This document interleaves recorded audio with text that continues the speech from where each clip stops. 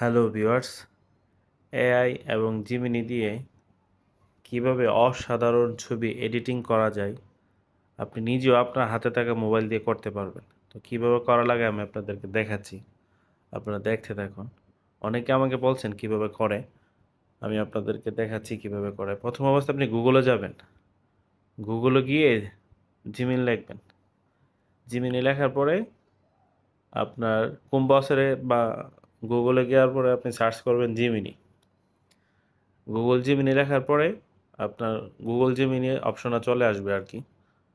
ওই লিঙ্কটার মধ্যে ক্লিক করবেন, গুগল জিমিনি ক্লিক করার পরে তারপর আপনি যে ছবিটা দিয়ে আপনি ছবিটাকে শোপিস আকারে করতে চাচ্ছেন ওই ছবিটা আপনার ফাইল থেকে বের করবেন।